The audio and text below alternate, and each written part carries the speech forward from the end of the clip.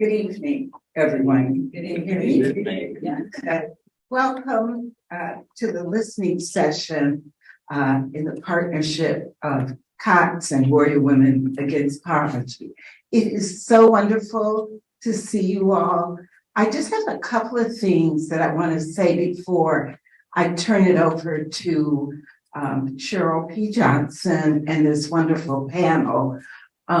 So we started this partnership in 2015, and it's been an amazing journey. I see some of our mentors here, some of our alumni, some of our mentees, women that we have worked with over the years. And really, we started one of the very first things that we did, and some of you that are here tonight remember, is that we had a listening session at COTS. And we went to COTS and we just listened. And it was so amazing and uplifting to hear these stories. So we've been on a journey, really a movement where Black women are supporting other Black women and providing them with pathways to self-sufficiency. We couldn't do it without each other. Cheryl and I have been together. Really, we started a long time ago. But I'm just happy that you're here this evening and I welcome you. And I just want to say that I hope that you're listening with an open heart and an open mind to hear the stories of the families that we've worked with. So now I'm going to just turn it over to Cheryl P. Johnson. All right, good evening, everyone. Good evening. And for those of you that enjoyed those beautiful trays over there, they were actually beautiful. There's some homemade cake in that white box, by the way. You're gonna be fine with it. It's gonna be a few slices safely. Don't worry about it. Here's the purpose of this evening, and I think it's really good to start with that. It is to invite the listener, you, into the lives of the storyteller, our panel. And I want you to pause and kind of take that in for a minute. It's an invitation, I'm coming over here, that invites you into the lives of the storyteller. Feedback. And here's the easy part.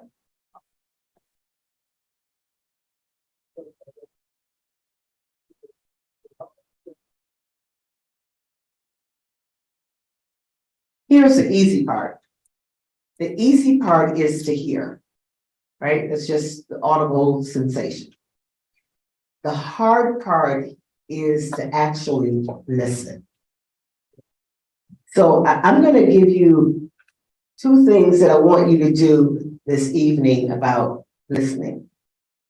So Simon Sinek, I just love Simon Sinek. If you ever read one of his books, starting with Why, he says that listening is more than the act of hearing.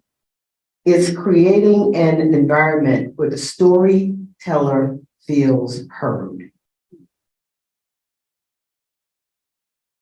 So here are only two. I can give you a list of 10 things, but I'm only giving you two. The first one is to be fully present. That means it's okay to give some good eye contact to our amazing panelists. And here's the hard thing, no cell phones. I know in the world that we live in, we think we multitask well. We don't, by the way, because that simply means that something, you aren't 100% somewhere, right? And right this minute, while I am talking, someone is thinking about the next thing they have to do when they get home. You are thinking about tomorrow. You are thinking about whatever the task is for the weekend. I'm going to ask you to have these moments of reckoning with yourself that allows you to, when that happens, to bring yourself back in. It is okay to give verbal when they talk. Like when I talk, when people go, girl, I feel like you hear me, right? In the church, amen. We do that. It is an affirmation of something that you heard, and people like to hear that. And so it is okay when a panelist is talking for you to say, I hear you, or yeah, or you to nod. That actually provides a sense of comfort for people. The last thing I'm going to ask you to do, and this one is really hard, is to listen without thinking. Listen without thinking. That means without framing opinions in your mind about what you heard, or as Americans, and most of us in here are, we are the people that compare ourselves, right? We hear something and that leads us down this road of judgment, right? And the promise to our panelists and to all of the amazing families that we partner with is we don't judge. Judge-free zone here. I think these are some of the most brave people that you will ever meet. And the more they tell their story, the more powerful they become. And so our promise to them is to hold a space for their courage and their courageousness. So will you do that? All right. Now I'm going to ask the question, do I have to have my? Okay. So I normally talk pretty loud. In fact, when I'm talking on the phone to my kids. I have some hearing impairment. Are you so that okay? Then so it's good for you. Then we're gonna continue with that. My kids normally are asking me why I'm talking too loud. So thank you for letting me know. So what I like to do is begin with introducing everyone, and then I'm going to pose a question, and they're going to take it from there. Okay.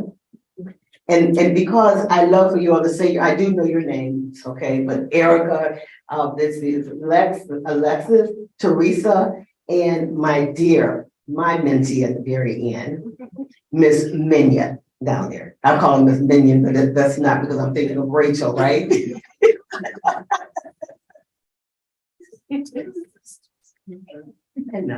Miss Hinton, thank you.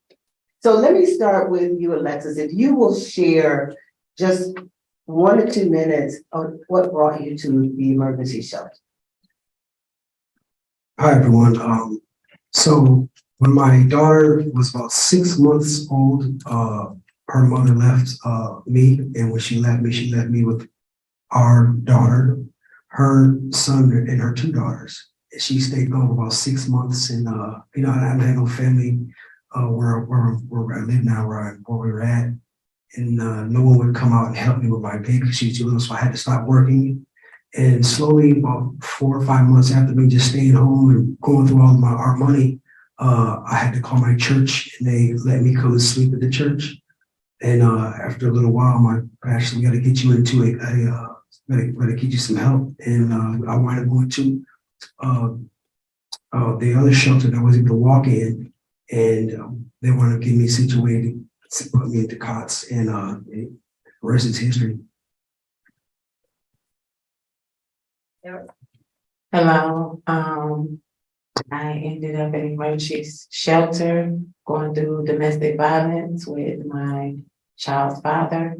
She is 10 now. She was 2, I believe. After my dad passed, he flipped, and it went from putting his hands on me to the verbal, which was included, and we tried to do the separation, and I got a house not far from him so we could still co-parent. and a lot more jealousy came involved, and my house was vandalized 3 o'clock in the morning.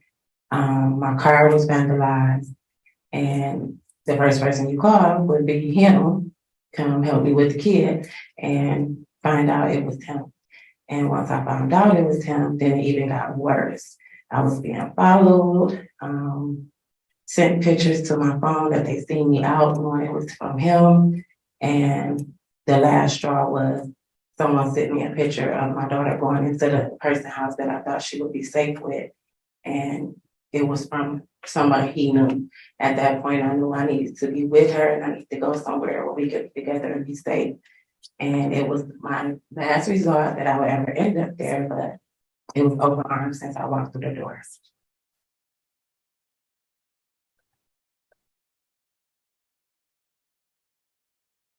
Okay, so for me, I ended up in emergency shelter because in 2013, I lost my mother while trying to finish undergrad. At the time, I was a sophomore. So with the loss of her, I ended up having to take over for my brother. He was 3 at the time, and I was like exactly 9 months away from my 21st birthday. Me and my family, we had to pick up because the house we were staying in at the time, which is my grandmother's house, it was so cold in the winter, and we were just having a lot of problems with the house. The pipes ended up freezing up, and the basement flooded, pipes burst. So we went to a family member's house for a minute, tried to stay there. It didn't work out. Went to a hotel, what was supposed to be a couple of months. We woke up and it turned into 3 years in the same hotel, in the same hotel room. Got to the point where we just couldn't afford to pay for the hotel anymore. Exhausted all our resources to get help to pay and be able to stay. And finally, just broke down and had to go to the shelter. So in my mind, when I thought shelter, I thought what you see in the movies. It's everybody in these bunk beds just right next to each other. And I'm just like, I can't do this. I can't live like that. I can't do it. And it's like, no matter what I tried to do, a roadblock came. No matter where I turned. So that ultimately led to me just having to go ahead and go. I can't remember the building we went to at the time, but it was a building we had to go to even get placed into a shelter. It was myself, my aunt, and my brother. My aunt, they wanted to send her to, what's the name of the shelter? It was down the street from COTS, but it was for individuals. And then they wanted to take me and my brother into COTS. So ultimately she ended up having to go stay with a friend because I just told her I didn't think it was the best idea. I knew that shelter wasn't safe and I didn't think it was the best idea for her. And although I wasn't at the time pleased with the decision of going into COTS, that's where I ended up. And I can't say at this moment, I'm really grateful that I did. So Theresa's story is just a little bit different. Theresa did not come through the emergency shelter, but in Peterborough Arms. So, Please excuse I had surgery, some teeth taken out. But my story is that I had a job, I had a house, and it just seemed like all at once, all of it, I lost it all.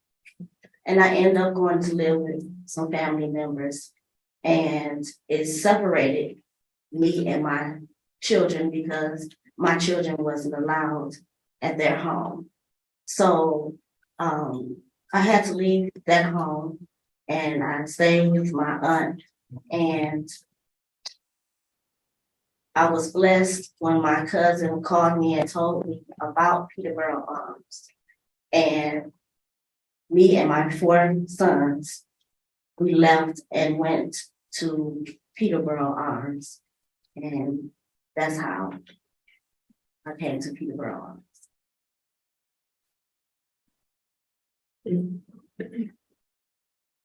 So one of the things that's really important that you get a good picture of is the framework that COTS uses in order to, one, move our families towards self-sufficiency. So one of the things, I always start with the why. Why drives everything. It drives your behavior. It actually drives your thinking.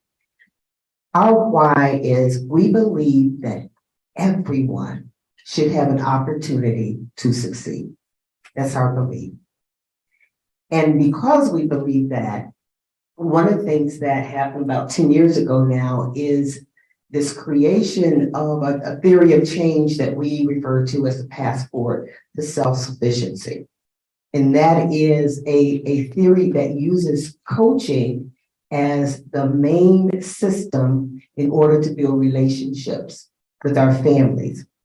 The other part of that is, I always say this, I could not have paid for this. You know how any organization that operates has something that they need in order to make it work. And that for us was mentorship. And Cheryl mentioned at the very beginning that there was, we call ourselves, we're wives together because we just have been doing this work. Cheryl has been doing this work in Detroit for a very long time. But there was this marriage of COTS and Warrior Women Against Poverty. And that is our amazing collaborative arm of mentoring.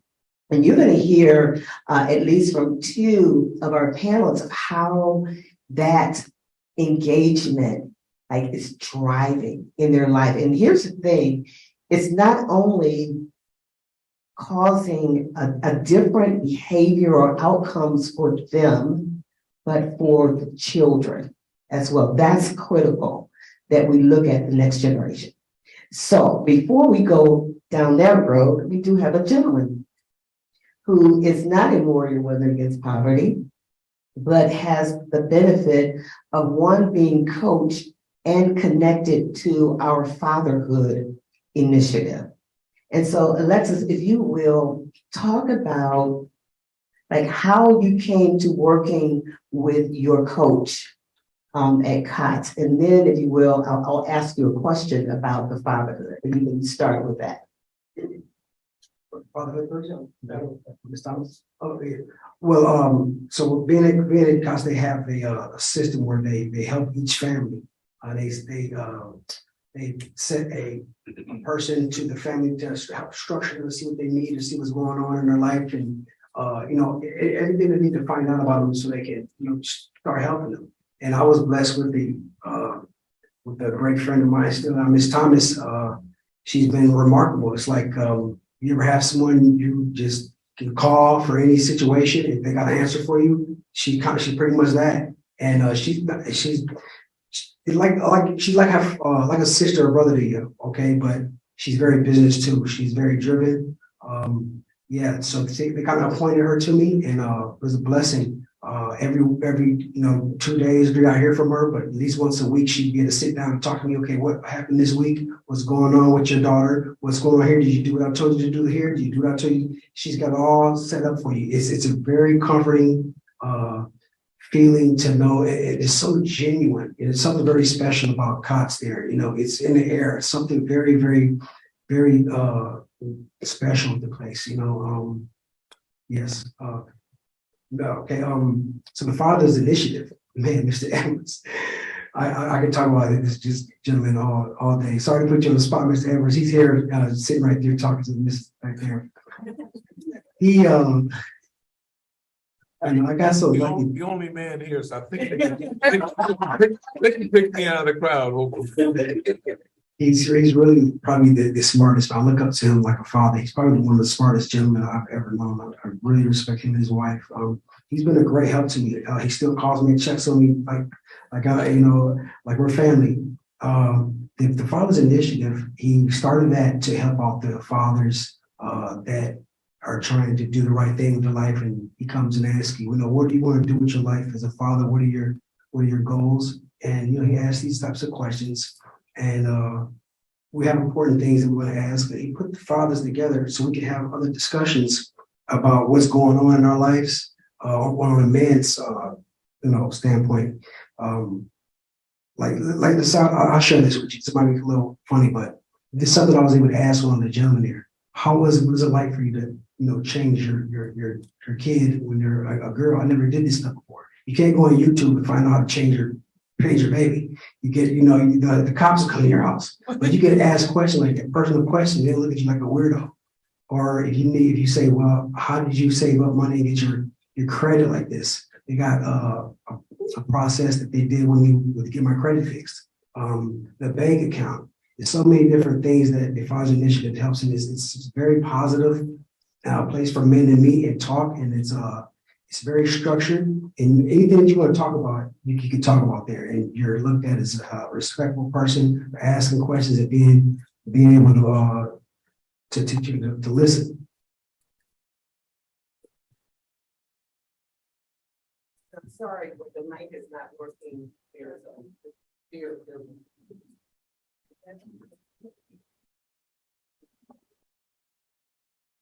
So, Amber, what is that? It's okay.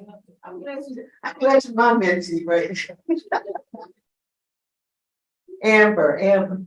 So, Amber, talk about your experience at COTS and like the transition to working with your coach there, and what exactly, if you could go over a couple of the goals that you actually accomplished while there.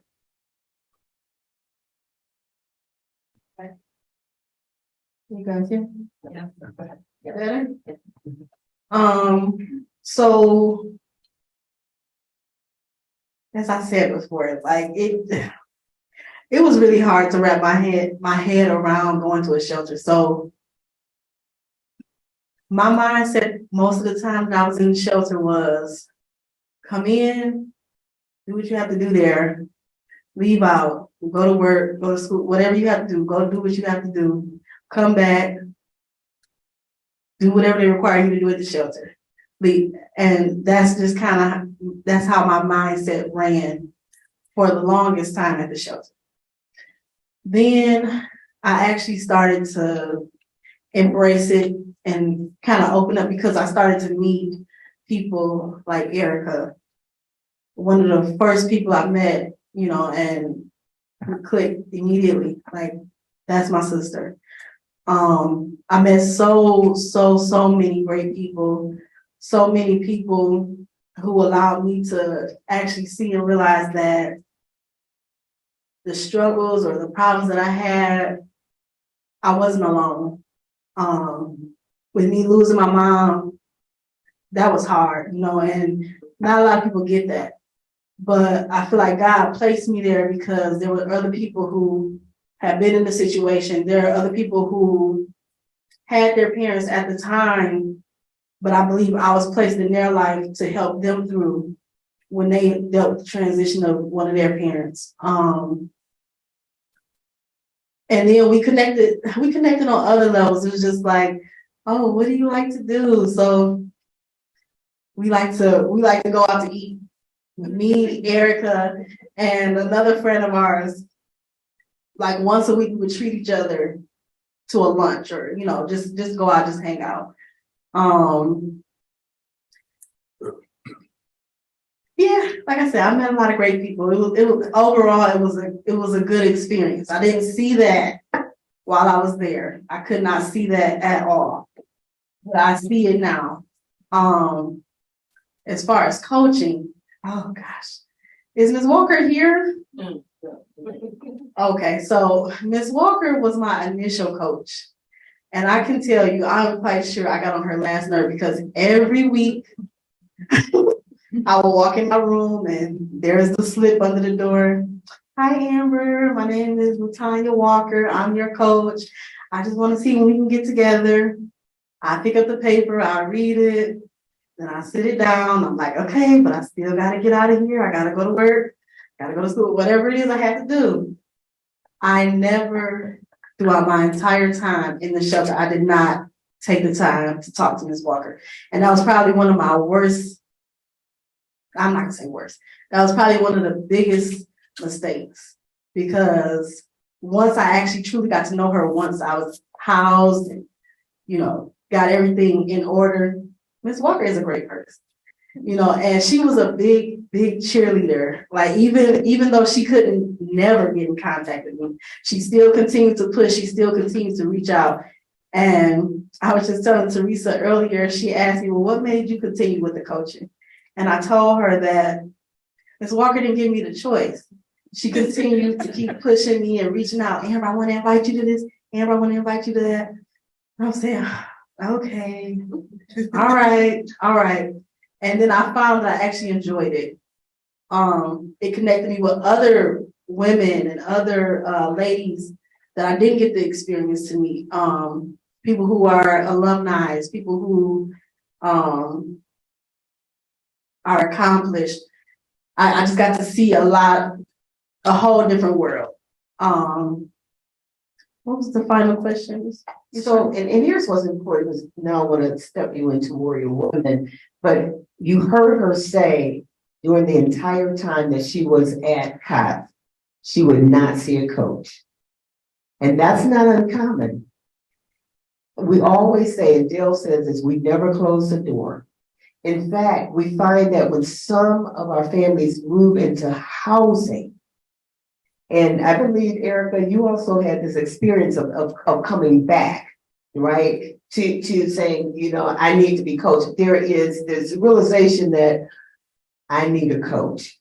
And the door never opens. If you were gone for 2 years and you pick up the phone and say, I want a coach, then that door is always available. And that's what happened with my dear friend, Amber Hinton. I don't know what was going on tonight. But Amber, talk about, the connection now with Warrior Women, because I would say Amber and her aunt shows up. They show up and are amazing participants in this opportunity for them. What does that mean for you?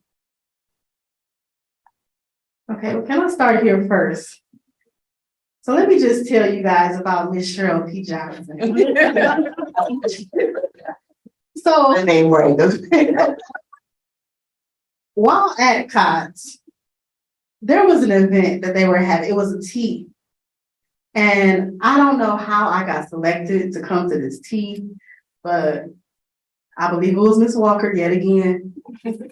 And she said, I really want you to be part of it. You're going to meet all of the administrators, and it's going to be a really nice tea.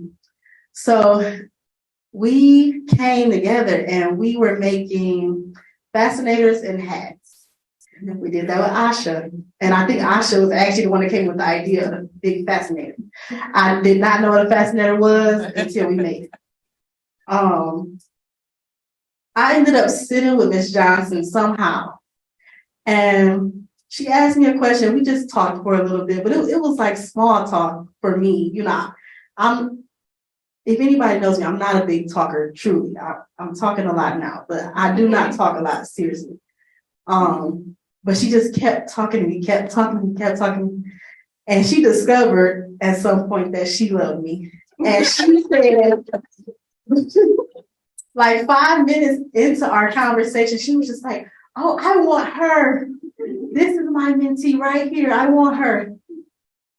And we've been attached at the hip ever since. She does not let me go. And I love her for it.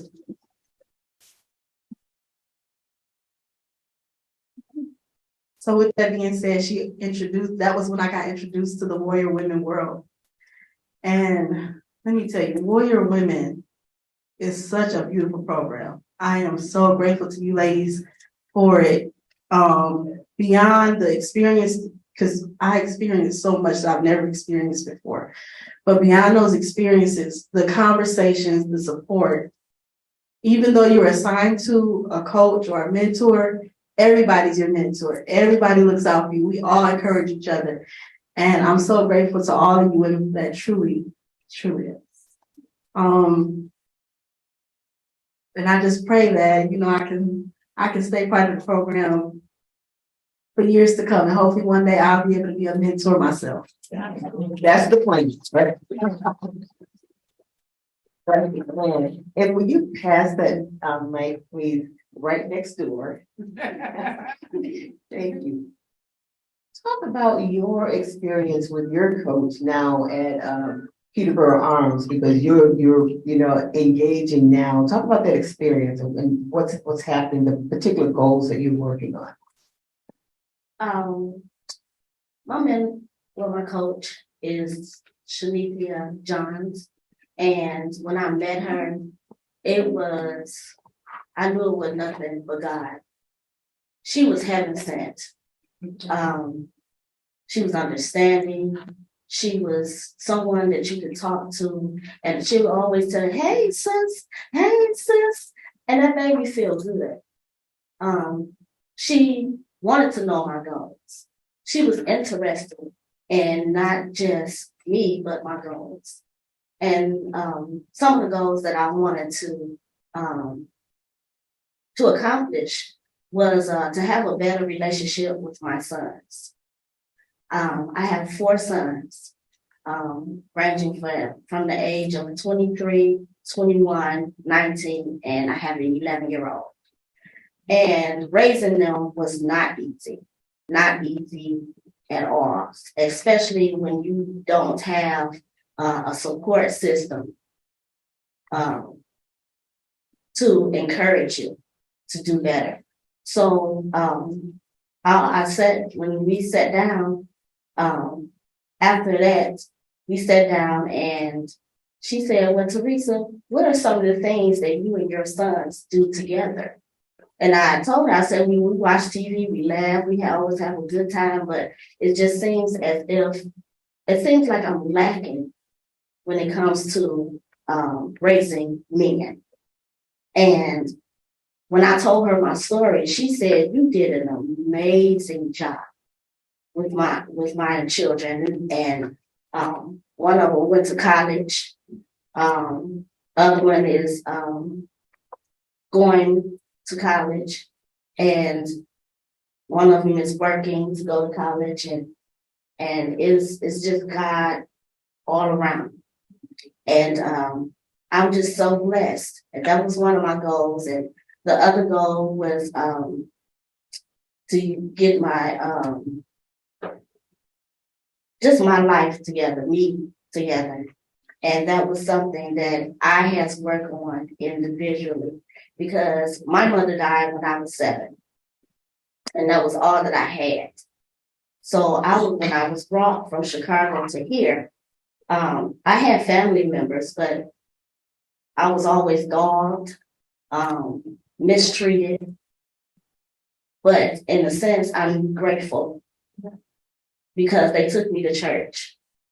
So they laid a foundation that I would never let go of.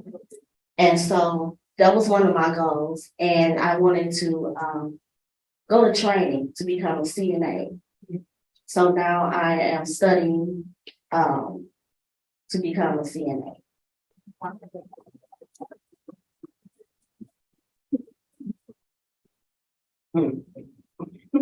So what's one of your goals right now? Working with your coach, what's one that you've achieved and one that you're working on? One major one that I achieved is a closer relationship with the Lord. There we go. We grew up in a church, but we stray away. And when things happen, you get far off. But it's a walker. That was my heart walking through the door. But the other one was I've always felt like I had something to say and wanted to help somebody, but didn't know how. I wanted to go back to school, but I never could find the time, the energy, the motivation, none of it. It was just something that I stayed in my head. That was one of my things. I was a person that always, I think about it. You keep it in your head. It's in the back of my head. I don't remember. Ms. Walker, we put it on pen and paper. And the opportunity came around, not knowing, but I went back, and now I am a licensed cosmetology instructor, and I was hired 2 months into school. Yes. Alexis, what's one of your goals that you achieved while you were at the shelter? Oh, wow. Talk a little bit about There's so many great things that happened for me at the shelter. If I had to just pick one, I'd have to say, man, I got custody of my daughter. I got hired in the Detroit Police Department. They took some, I had no criminal record, but I had a couple like little misdemeanors when I was young. They got rid of that. But the academy is going to be 6 months long, so I just didn't want to leave my daughter. She's not talking yet, so I'm still, I can still go, but I just decided just to postpone it just for a little bit so I can get my daughter more situated in a really good place. And I'm kind of far away from COTS right now because it's my first place to come back to COTS with my daughter. But I'm in Dearborn Heights. So me and Ms. Thomas, we're gonna figure out exactly, what that proper timing for that, which is coming up soon. I just want to do everything the right way, but my main goal is to raise my daughter, and COTS made that possible. Yeah. There's so many great things I can say about the place. Like, if my main goal, what I pray to God about is, say I want to be a dad one day, want to raise a child, and it didn't happen because she left me, but she left me with the child and her child, which when I was at COTS, he got taken from me because he wasn't my blood, and this hurt me really bad. He wasn't my blood, he wasn't my biological son, but she left him with me too. But Izzy, praise the Lord, she's able to be with me, and she's doing great. We got the house. We love it. We got, appliances and everything. Thank you so much. One thing about Cheryl here, I know she got a lot of stuff. I'm sorry to put you on the spot. She got a lot of things going on. So when I first met her, she, asked me, I need anything. She was going to do something for me. She came out saying she wanted to do something for me. I said, okay. I said, baby, she just, she's saying that she needs it, but she got so much stuff to do. She might forget. She didn't forget. She got me beautiful appliances for my kitchen. They all matched. When I picked them up, Miss Thomas picked me up. It was all done like the day I got out the shop. It was amazing. This is one of the things, so many other things, but people think the COTS is a shelter. It's a shelter, but I look at it more as when I got there, it's COTS is not a shelter. It's a super powerful rocket ship that's going to fly in orbit. That's how I look at it, because it's so many opportunities there. And all I had to do is be a little grateful. When I started looking at the small things, like I didn't have to pay for diapers. It was warm in there. It was clean. It was safe. Everyone there was nice. And I'm like, this is not real. And then the more I started being there, I was like, wow, I'm about to knock this out the park. And I did. I say that because I think this is important about the networking that happens. And I do believe this. And I've seen it, especially with our partnership with Warrior Women Against Poverty, because you all know that when there's a need, don't pick up the phone, right? When we pick up the phone and put the call out, it goes through some amazing network from people needing beds, appliances, whatever, cribs, whatever is necessary. And so we understand the power of a network, right? And many of our families have not had that experience at all. So when I listen to Amber talk about like having the experience of being in this room with these women and understanding like who they are, and not just the things that they bring, but who they are, right? And the heart that they bring to the work of care. So when you ask for something, we don't forget. We don't forget. That's true. Because what we believe is we want you to succeed, right? And so that's in the front. So it's not just we aren't asking the question just, what do you need? We really do want. So I think that's the power of this network with COTS and Warrior Women. And Cheryl, when we say, hey, there's a need, it goes throughout the network, right? And there is an immediate response to it. We will not have you without. That's true. We will not have you without. So that's the power of it. Network. So what, if you were to say one thing to, the audience about like, what's been a challenge for you? Like, what's been really, really hard? What would that be?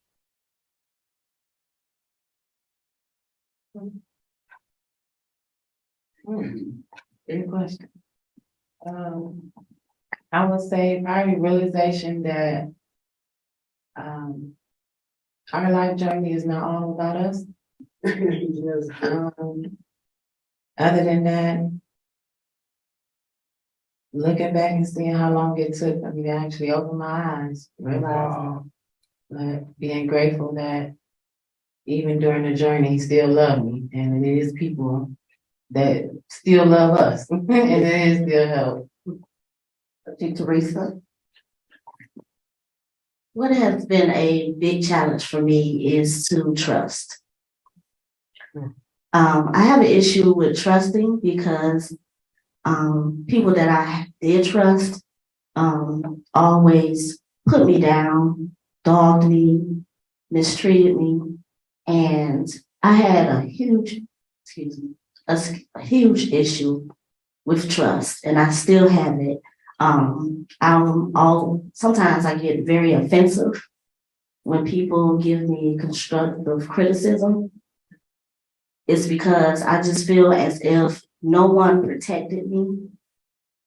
So I don't feel protected. I don't feel like my voice matters unless I say it in a mean way. So there's a wall there. So this is something that has been a barrier for me, and it makes me stay to myself. So that has really been a barrier for me. Before you pass it on, Theresa, just stay right there for a minute because you've been you're with Warrior Women now. And I believe Linda Harrington is your mentor. Talk about how have you developed, like, work through that trust with her? With Miss Harrington, I haven't seen her physically, but I have called and reached out to her. And I tell you, she was heaven sent because I just believe God is good. I just believe he's amazing because one thing she asked about me was how I was doing. And I was caring so much about her, she wanted to know how I was doing. And that, just in that short conversation that we had, how was you doing? It made me open up to her. She prayed for me. I prayed for her. That experience within itself opened me up to trust. Yes. Amber, what is your biggest dream in life? Biggest dream in life. Of course, everybody knows that my goal is to be a doctor. Yeah. I was just talking to Ms. Linda about it. And my problem is I know that I can do it. There's so many people that see it for me. There's so many people that see it in me. Even now, I do dialysis. And when I talk to some of my patients about it, and they say, Amber, you would be an amazing doctor. You do so well with us now. Like, you show that you care. I see that you care about your job. And that makes me feel real good because I truly do care about people. I love people. And one of my biggest things to do is I love to care. I love to take care of people. My grandmother, until her last days, I made sure I was there to care for her. My mom, not even knowing that she was as sick as she was, I made sure whatever she needed, she was good. And family is a big, big, big thing to me. I love my family, and I just don't believe that no matter the issues, no matter whatever you're going through with your family, at the end of the day, that's all you have. You have your family. And so I think that plays a big part in my dream to be a doctor. But beyond that, one of my biggest dreams is to see my brother succeed. That, oh Lord, when Theresa was talking about raising boys, I tell you guys, my brother puts me and my auntie through it so much. He is a sweetheart, don't get me wrong, he is a lovely kid. But boys, women trying to raise men, men trying to raise women, it's difficult. It's so difficult. Like, if you've never experienced it, you don't even know where to start. You don't know what to do. If you don't have people that's helping you along the way, you just don't know what to do. But one of my biggest dreams, I just want to see my brother succeed. So with that being said, you asked about goals, and I skipped over that, I'm sorry. While in the shelter, my biggest goal was just to get housed. I wanted to get housed. I wanted to get me and my family to a safe place. I wanted us to feel like us again. I want us to be happy and comfortable again. Once out of the shelter, I had my brother, quick story about my brother's school. I had him in this school called University Yes. And I did not really care for the school. Initially, I thought it would be a good school because there was a lot of male figures there. I thought they would, be helpful for the boys, specifically given the structure that they promised me, No, it wasn't that. My brother was bullied, dragged through the mud, he left out of there broken. And I think one of the worst things that he's come home and told myself and my aunt, and this just shows you how cruel kids can be, is he had children who found that his mom passed away and told him that he was the reason. So that right there was my deciding factor that he needed to get out of there. Myself and my aunt, we talked about the school U of D. When he went to 6th grade, we tried to look at it to see if he can go. He couldn't. They didn't start the academy until 7th grade. So I said, okay, we're gonna finish out this one last year at Yes. And we have to push for this. So we made that a goal, and we pushed and we pushed and we pushed. And thank God he started a little late this year, but thank God he was able to get into U of D. And I'm so grateful for that because I really believe that that's going to provide him the structure, the discipline. It's going to help me and my auntie out a lot. Like, Lord, we need somebody else to help us with him. But that was a big, huge goal for me and an accomplishment. And I want to thank Miss Thomas because she is my current coach. Miss Thomas pushes me. Whatever I tell her I want to do, she pushes me. She stays on me. If I say I tell her something and I don't respond to her about it like in the next day or two, she will call me and text me and email me, Amber, what's going on? And I'm grateful for the support system that I have like that, because it's not a lot of people who have people. I'm blessed to have some family and some support system to go to. But while in the shelter, it was a lot of people who didn't have support. They didn't have anybody. And I think that the mentors, the coaches, the donors, just all of the people who make up COTS, who make up Warrior Women, who make up these wonderful programs, they become that support for people. They become that extended family for people. And I'm grateful for that. I'm really grateful for that. Thank you, guys. Erica. Yes, okay, Erica. What's one of your biggest dreams? To share my story and help somebody else. Other than that is to definitely see my daughter succeed, see that she heard me, She seen me and she still see me. It was conversations being in the shelter that I had with her. I grew up very family oriented, and we were close knit to where they had pot. So cousins, 16, 18, we go to the pot, everybody fly in, come into the house.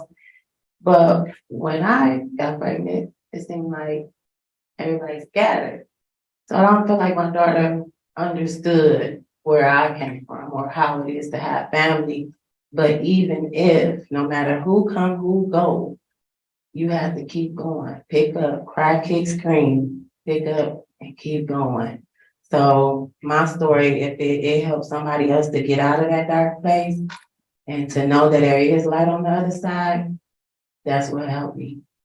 And I see, every time I hear you talk, there's always a different piece to your story, which made me, and that this is a question, that each time that you tell it, there is more ability to trust, right? To let people in more. Do you feel that way? Yes, yes. And it took having a life coaches. I started with Miss Walker, like I said, but I have Miss Johns now, and it started with them because with my father leaving, and this was my first marriage and everything, he say, you know, till death do us part.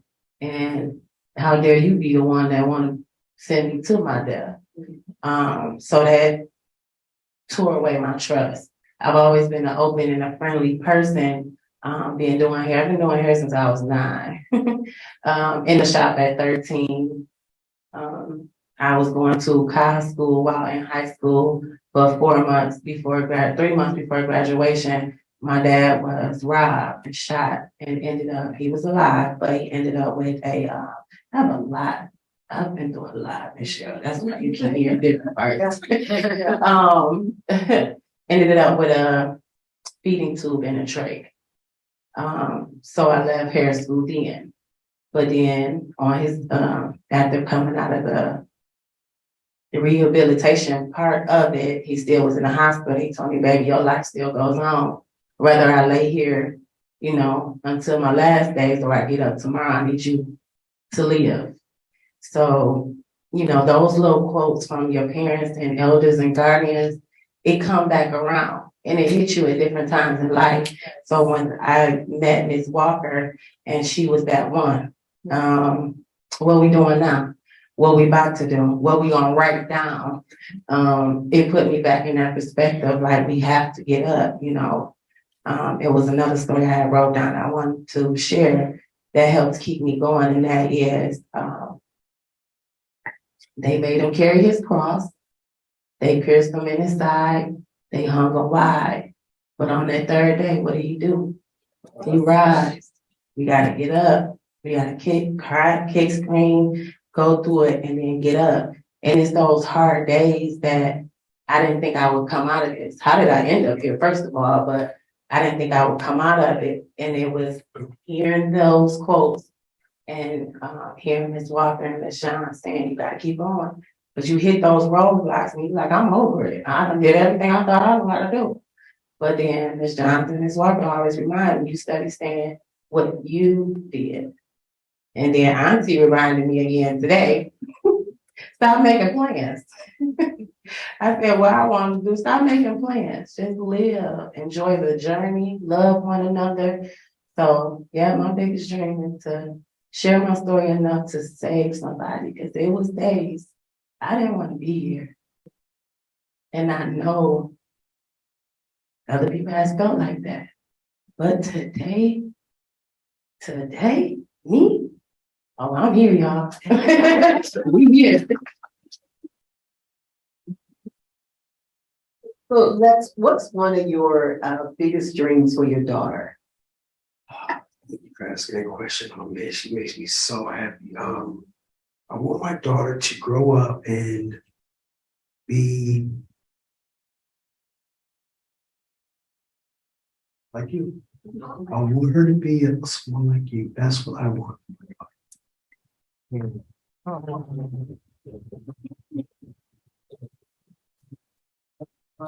What's the big dream for you? big dream is to be a good father and to do right by people and to teach people as much as I can that the hardships and the pain that we go through in life are actually God's blessings too. The good, the bad, they're blessings too, because it molds us and transforms us into who we are, and to learn that other people go through hard times. And I just feel so hard about the people that get married and get divorced. They don't understand that the hard times are going to be there with this person or without this person, but with them, we can go through it together. And you got to know that it's going to be brighter on the other side, and this is just to make you guys stronger. And I don't have Izzy's mom with me, so I'm not going to get a chance to have that wife, but I want to be the best thing I can for her and give her a great life.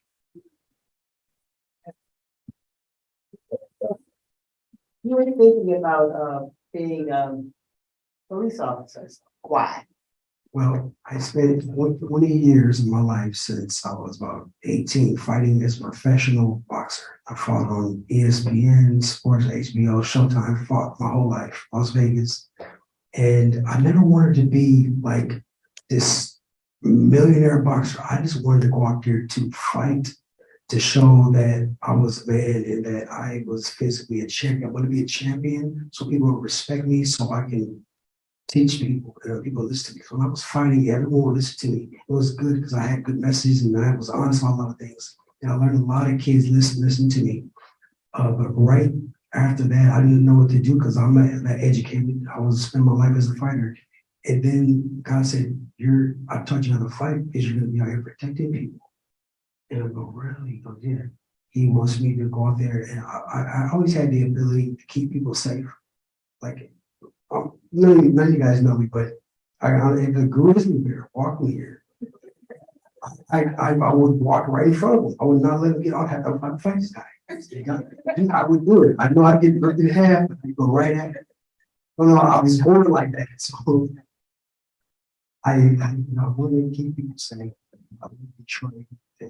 Yeah, so I'm definitely going for that. I still talk to the recruiter, and they're out there behind me 100%. It kind of just fell into my like lined up right with my life for me. And not too many people I tell, because a lot of people got different things to say about officers, but they're here for a reason, and I'd be one of those ones that would keep people safe and do the right thing.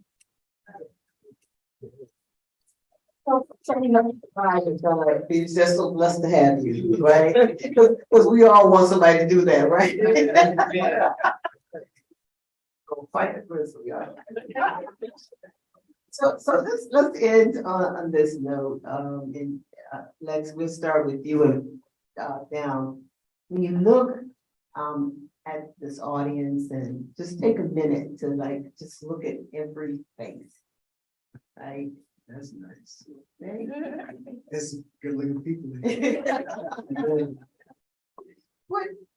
What's the thing that you want them to know about you? That you didn't get a chance to say that here's the thing you don't know about me that I want you to know about me. I want you to know that, yeah, I've been trying to say just I don't know any of you, but I love every one of you. I love every one of you, and I would do anything for you. We love you too.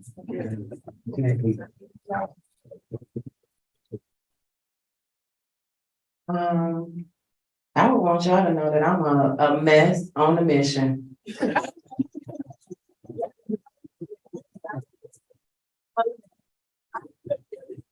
Well, I want you to know that the best is yet to come. Yeah. It's feel good to tell my story, and I am so grateful to God that I am able to tell my story, and I just want to be a testimony wherever I go.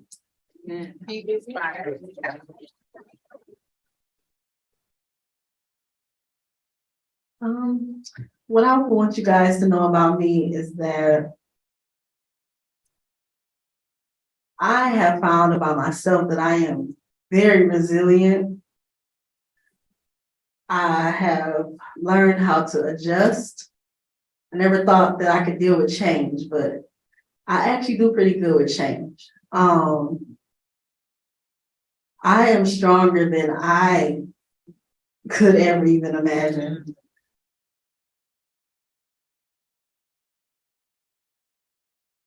And I'm here, like I made it.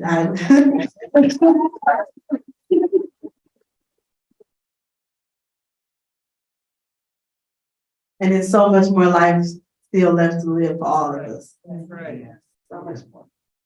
Amazing.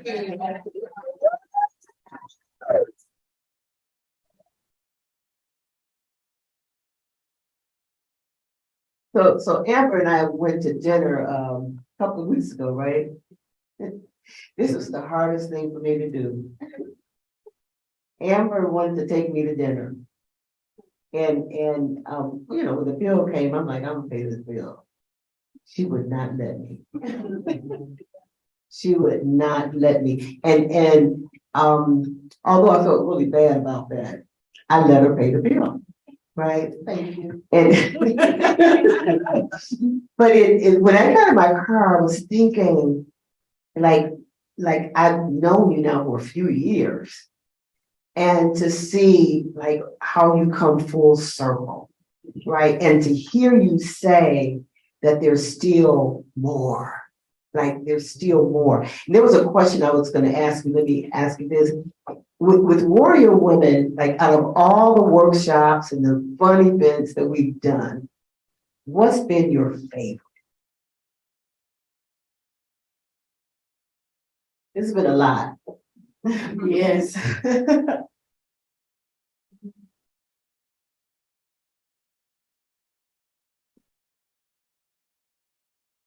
Let me just say first off, the Alvin Ailey was such an experience for me. I never seen anything like that. Like when I was in school, I went to a private school, I went to Cornerstone. So we got to go like to see the Nutcracker and the Rockettes, but I had never seen like a actual full show of, it was mostly people of color, but just all different genres, races, just so many different things going on there. It was so beautiful to see how they all work together, how the show just flowed. It was really like an experience. I didn't want to leave. When it was over, I'm like, wait a minute, this is it? You don't have another one? Okay. But besides that, I think that one of the other, I'm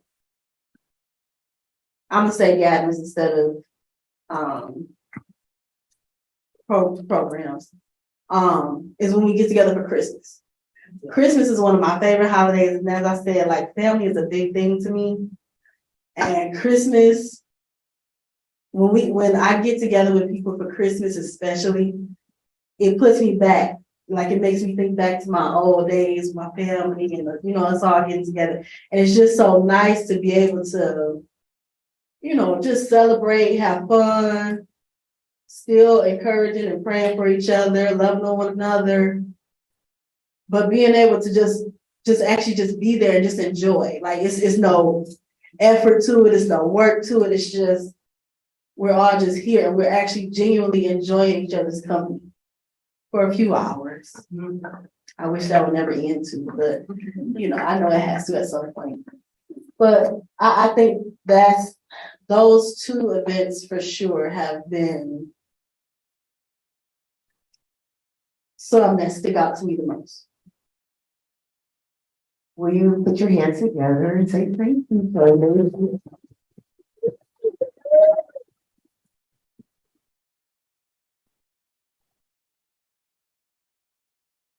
So we're going to just pause and just take a few questions that you might have, that something you didn't hear, you missed, or you want to lead into a little bit. Any questions? Yes. Good evening, everyone. I don't have a question, but this is my first event such as this, and I am just overwhelmed. I really appreciate the time that you shared with us and what you shared. I really, please know that from my heart, I appreciate you. And I get to take this with me. Thank you. Amen. I get to take this with me. I was in tears at some parts. And so your stories are powerful, they are effective, and they will affect change in the lives of people who hear them, because it has changed me tonight. Thank you.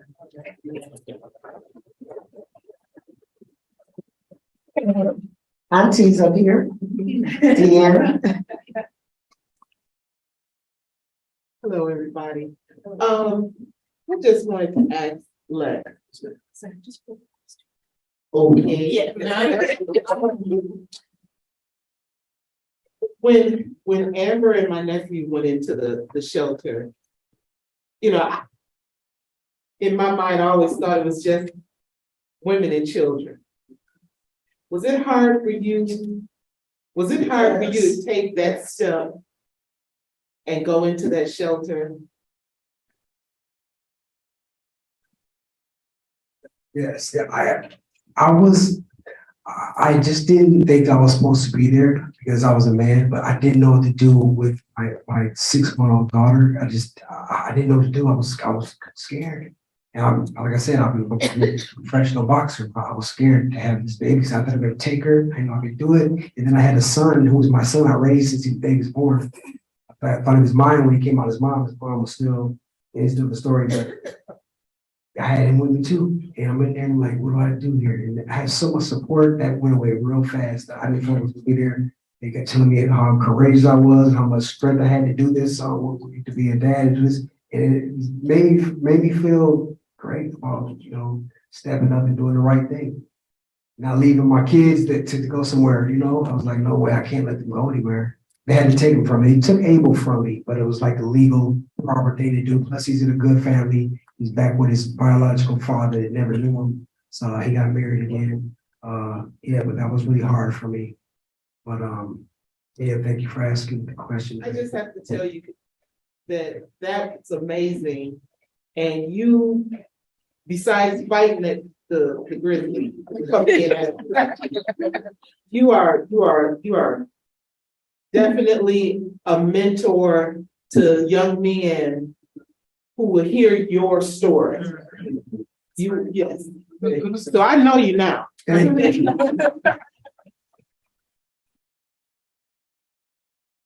One more question. Any other questions or comments?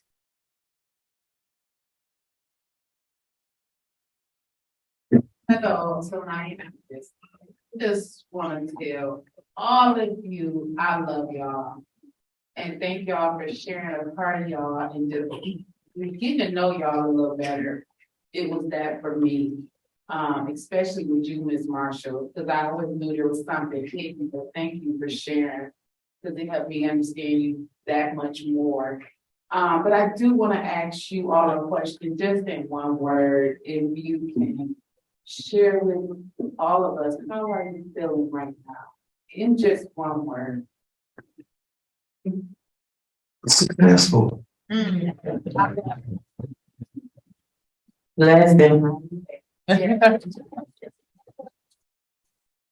Complete.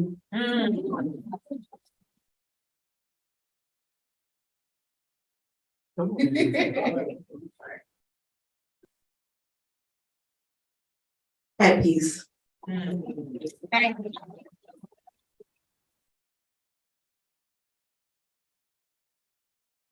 Saw somebody back. It looked like you had a question, but the glasses were right behind Betty. Betty, the lady behind you. Did you have a question? Yeah. It looked like you wanted to say something. okay. Yeah, I'll pick it. She's good at that. Maybe we pick that up. Yeah. What's the question? I don't think I'm really aggravating for the young man.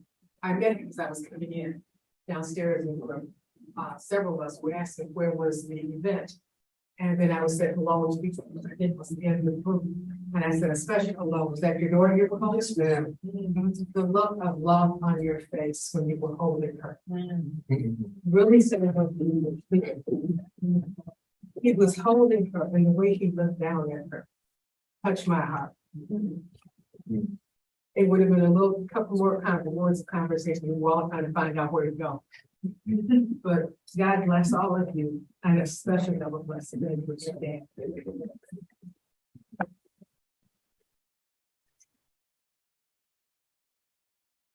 Thank you. He needed to hear that. Any other comment? Yeah. Annette? Yeah, I want to thank you and one thing I want to say, I think sometimes we look at each other and we think, oh, that person's got it together or that person's doing good. You really just don't know. I mean, listening to you, I mean, it's encouraging to hear, and just, all I can just say is thank you and God bless you all. Really everyone in this room, and it just shows you that we all really need each other. And this organization, I swear, this woman right here, this is that brought me years ago, and it really does. If we all get something from it every time we get an email or text, you know, the times we come together to see and to go out into the world is really, you know, pull somebody else over.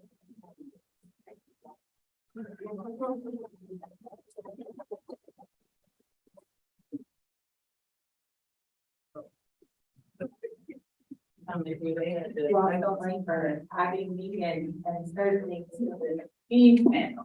Dr. Hinton, I see you at the end.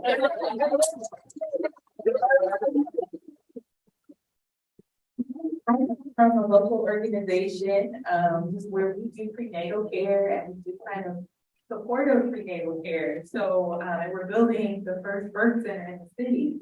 And I want to ask COTS and warrior women, how can we stand with you to support and respect this family?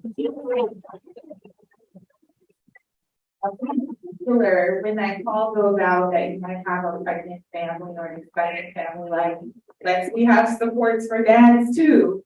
How do we become a part of your network to ensure that not only people receive the care that they need, because we know it's not just about access, but it's about how you make them feel as you're expecting a new family member. That's my question to COTS and to warrior. And that's an easy answer. Because we need you, right? That's first. But the person standing next to you is the director of partnership.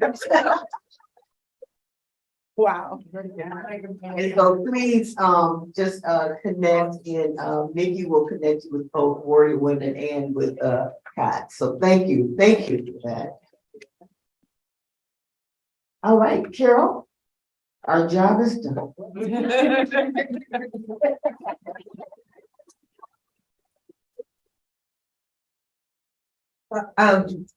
I just want to say how grateful I am to this panel. I mean, your words tonight, so courageous, so uplifting, and just fill my heart. So thank you. Thank you so much. Thank you, Cheryl, for moderating that panel. And thank you all for being here and sharing with us. You know, we do this because it's what has to be done. We have to support each other. We have to become that network, that social support for families when they need it.